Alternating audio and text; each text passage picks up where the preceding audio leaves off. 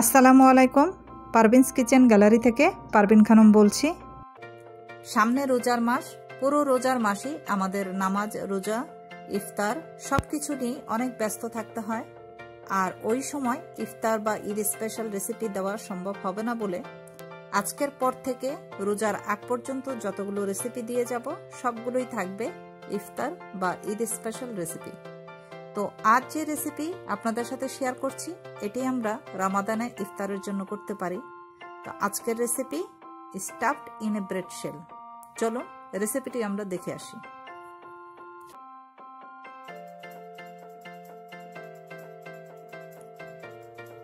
প্রথমে আমাকে ডো করতে হবে। ডোর জন্য নিয়ে নিচ্ছি একটি ডিম,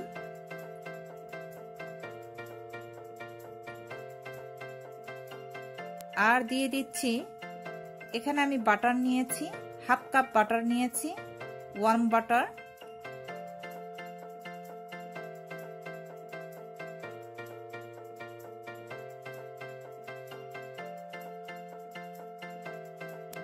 আর দিয়ে দিচ্ছি চিনি 1 টেবিল স্পুন। আর এখন দিচ্ছি লবণ 1 টিস্পুন। আর দিয়ে দিচ্ছি ইস্ট এখানে আছে 2 টিস্পুন। এখন আমি বিট করে নিচ্ছি।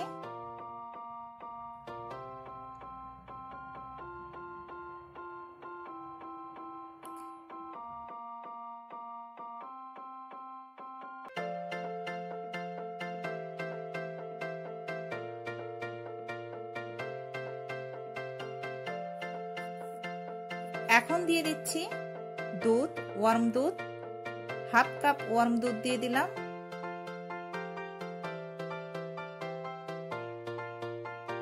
বিট হয়ে গেছে।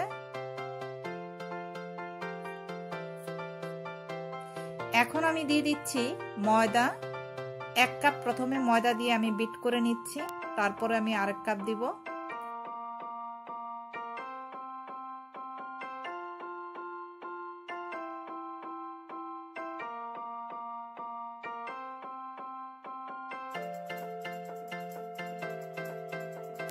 এটি আপনারা হাত দিয়েও ডোটা করতে পারেন।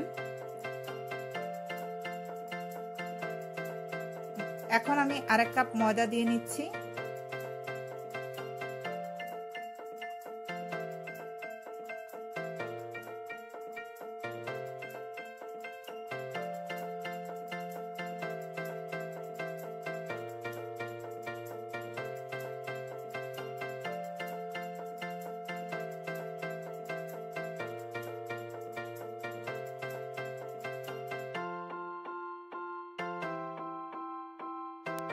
প্রথমে আমি স্লো করে দিয়ে তারপর আমি বাড়িয়ে দিচ্ছি।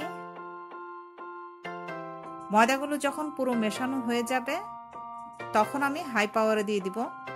এখন আমি হাই পাওয়ারে দিয়েছি।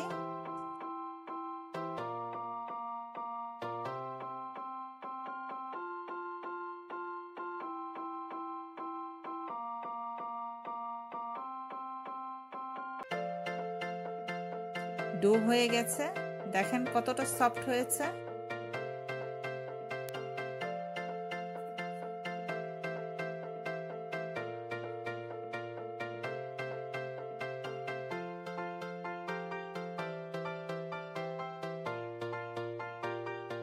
এখন আমি কভার করে রেখে দিচ্ছি আধা ঘন্টার জন্য। আধা ঘন্টা পর ফিরে আসছি। এইদিকে আমি স্টাফিংটা করে ফেলছি।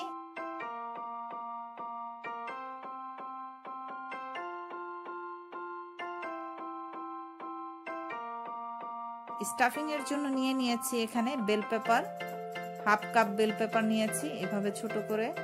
আর পেঁয়াজ নিয়েছি একই সাইজে ছোট ছোট কিউব করে। আর নিয়েছি রসুন কোয়া 4-5 কোয়া রসুন। আর এখানে নিয়েছি সাদা গোলমরিচ হাফ টিস্পুন।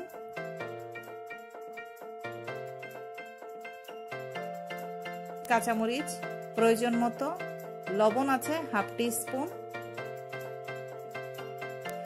আর 2 টেবিল স্পুন ময়দা, দুধ নিয়েছি হাফ কাপ। এখানে দুধ জাস্ট আমি দেখালাম, যতটুকু লাগে ততটুকুই দিতে হবে। আর নিয়েছি এখানে চিকেন, আমি সিদ্ধ করে এভাবে ছোট ছোট টুকরো করে নিয়েছি। এখন চলে যাচ্ছি স্টাফিং তৈরির জন্য। দিয়ে দিচ্ছি 1 টেবিল স্পুন কুকিং তেল। গরম প্যানে বাটার দিলে বাটার পুড়ে যাবে, এই জন্য আমি 1 টেবিল স্পুন তেল দিয়ে নিচ্ছি। আর এখন দিয়ে দিচ্ছি 3 টেবিল স্পুন বাটার।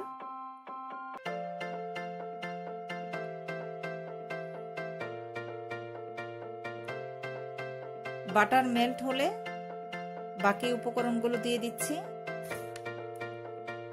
এখন দিয়ে দিচ্ছি পেঁয়াজ কিউব, হাফ কাপ পেঁয়াজ কিউব দিয়ে দিচ্ছি।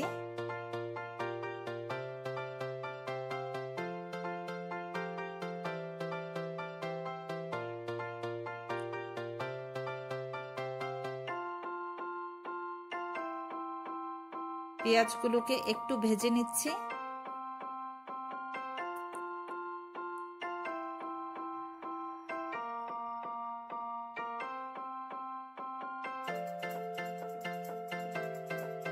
কিছুক্ষণ ভাজার পর এখন আমি দিয়ে দিচ্ছি ময়দা। এখানে আমি ময়দা নিয়েছি 2 টেবিল স্পুন ময়দা দিয়ে দিচ্ছি। ময়দা দিয়ে একটু ভেজে নিতে হবে যাতে ময়দার কাঁচা গন্ধটা চলে যায়। ভালোভাবে ময়দাটা ভেজে নিচ্ছি।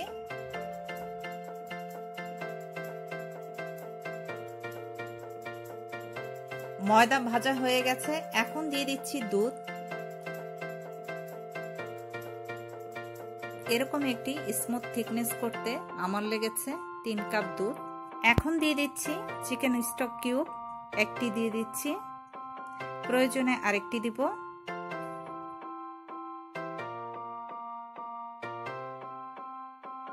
আর দিচ্ছি সাদা গোলমরিচ, হোয়াইট পেপার হাফ টি স্পুন দিয়ে দিচ্ছি। আর দিয়ে দিচ্ছি এখন সেই চিকেন, সেদ্ধ চিকেন। চিকেন যখন সেদ্ধ করেছি তখন কিন্তু আমি কিছুই দেইনি, জাস্ট সেদ্ধ করে নিয়েছি।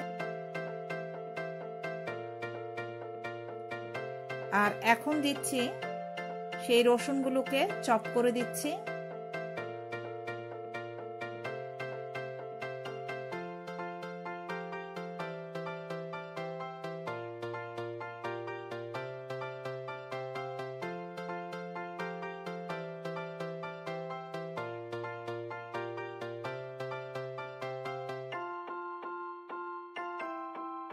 আবার একটু দুধ দিয়ে দিচ্ছি।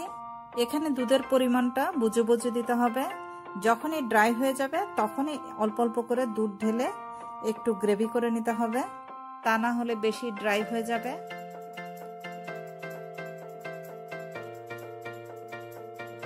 আবার আমি চিকেন স্টক কিউব দিয়ে দিচ্ছি। আর দিয়ে দিচ্ছি এখন বেল পেপার, ক্যাপসিকাম, আর দিয়ে দিচ্ছি কাঁচামরিচ।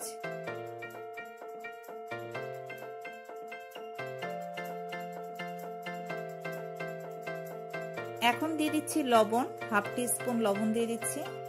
যেহেতু এখানে চিকেন স্টক দিয়েছি লবণটা কম লাগবে, সেই জন্য লবণটা বুঝে সুঝে দিবেন।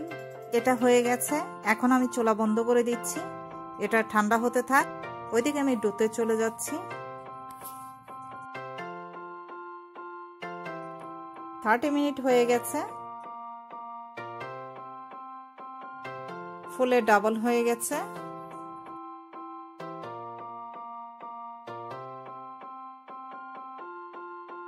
দেখেন কতটা সফট হয়েছে, অনেক সফট হয়ে গেছে।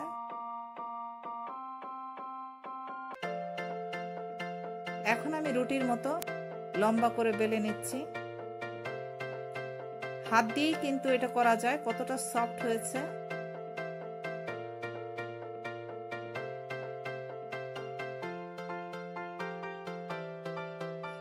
এভাবে আমি লম্বা করে নিচ্ছি,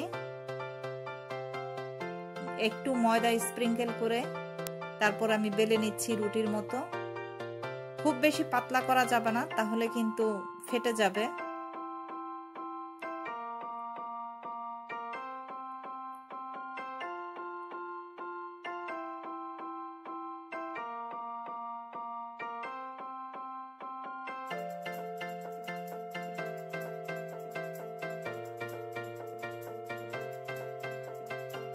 ঠান্ডা হয়ে যাওয়া স্টাফিংগুলো একটা সাইড দিয়ে আমি দিয়ে দিচ্ছি। এটা কিন্তু বেশ লম্বা, এই জন্য ক্যামেরাতে পুরোটাই আসেনি।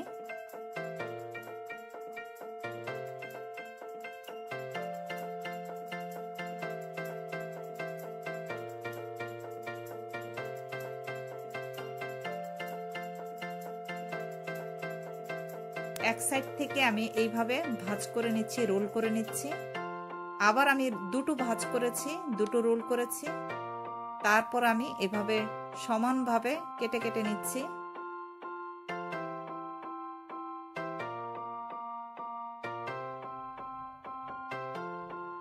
এখন আবার আমি রোল করে নিচ্ছি।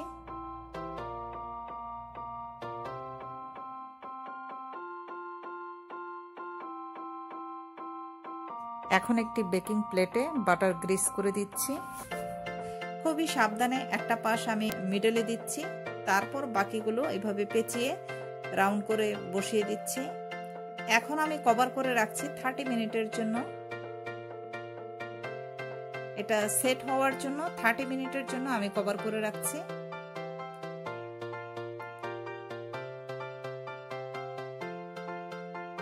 থার্টি মিনিট হয়ে গেছে।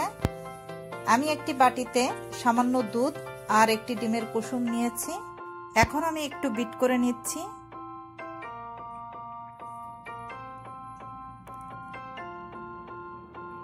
বিট হয়ে গেছে আর এটাও সেট হয়ে গেছে। ব্রেডটা যেন সফট থাকে সেজন্যই এই ডিম দুধের মিশ্রণটা দেওয়া, সেই সাথে ব্রেডের কালারটাও সুন্দর দেখাবে।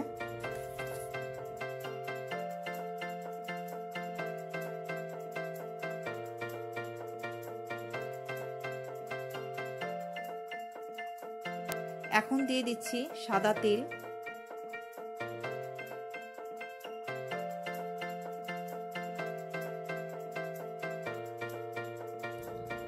আর দিচ্ছি কালো জিরা।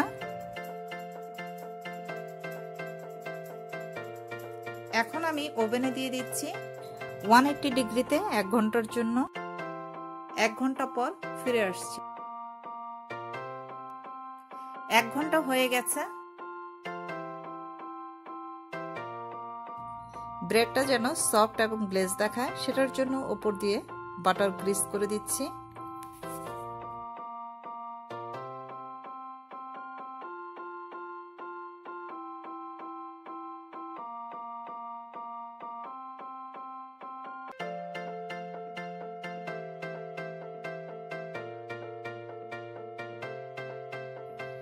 দেখেন কত সুন্দর হয়েছে। এখন আমি কেটে দেখাচ্ছি।